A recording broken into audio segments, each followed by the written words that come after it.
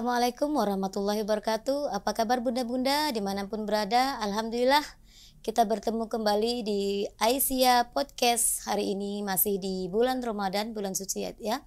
Nah, alhamdulillah hari ini saya masih Bunda Suwarti bersama Pak Ustadz kita, yaitu Pak Ustadz Hermanto, yang kesehariannya adalah beliau dosen juga di kampus UMP. Apa kabar Pak Ustadz? Alhamdulillah khair. Assalamualaikum. Baik, waalaikumsalam warahmatullahi wabarakatuh. Alhamdulillah. Gimana buka puasa hari ini? Alhamdulillah. Alhamdulillah. Alhamdulillah. Masih semangat puasanya Pak Ustadz? Alhamdulillah. Iya, alhamdulillah. Nah, berkaitan dengan bulan suci Ramadan, tentunya ada hal nih yang mau disampaikan sama Pak Ustadz kita, yaitu yang pastinya juga sangat bermanfaat, yaitu adalah tentang sahur ya Ustadz ya. Nah, apa sih? Nah, di sini mungkin sedikit yang akan disampaikan Pak Ustadz dulu tentang sahur nih Pak Ustadz. Bismillahirrahmanirrahim. Alhamdulillahi rabbil alamin, wassalatu wassalamu ala asyrafil anbiya'i wal mursalin, nabiyina Muhammadin wa ala alihi wa sahbihi ajma'in, amma ba'du.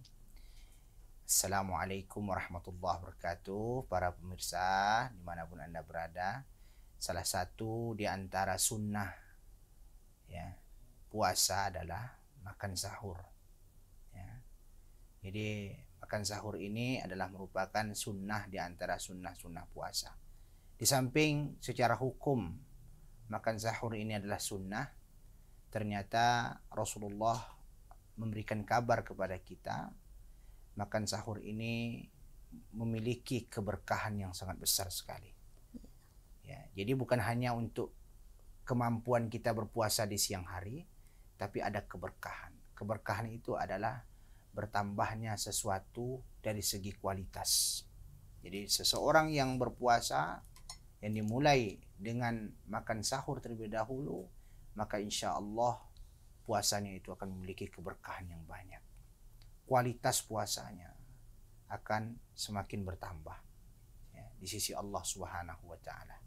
Oleh karena itu hendaknya kita makan sahur ini motifnya itu bukan hanya motif kita biar kuat saja, tapi menjalankan sunnah dan menggapai berkah dari Allah Subhanahu wa Ta'ala. Ada sunnah di dalam sahurnya Pak Ustadz ya. Oke, alhamdulillah. Nah, sebagaimana tadi sudah disampaikan Pak Ustadz, sahur itu bukan hanya untuk kekuatan kita saja gitu kan. Nah, gimana nih Pak Ustadz? Biasa kan ada kaitannya juga kalau di masyarakat kita itu sahurnya tuh di akhir gitu kan, atau biasanya juga di awal sebelum tidur gitu kan Pak Ustadz kan, biar nanti nggak usah sahur lagi. Nah, gimana sih Pak Ustadz? Apa saja sih batasan yang dimaksud dalam batasan akhir sahur tersebut? Baik, secara umum makan sahur itu tadi sunnah ya, tetapi lebih afdal. Jadi keutamaannya lebih afdal lagi adalah diakhirkan memang.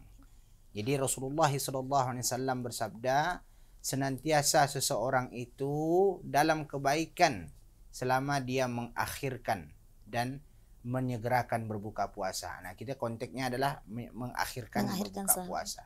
Ya, berbuka makan sahur yang diakhirkan itu tentu batasnya ada. Nah, standar idealnya apa? Standar idealnya adalah sebagaimana yang diceritakan oleh Zaid bin Sabit. Jadi Zaid bin Sabit itu pernah sahur bareng. Nah, jadi sahur bareng itu sunnah. Jadi Zaid bin Sabit itu sahur bareng Rasulullah sallallahu alaihi wasallam. Ya, tasahharna ma'a Rasulillah sallallahu alaihi wasallam, summa qumna ila shalah. Kami pernah makan sahur bareng dengan Rasulullah sallallahu alaihi wasallam, kemudian kami mendirikan sholat, ya sholat subuh maksudnya.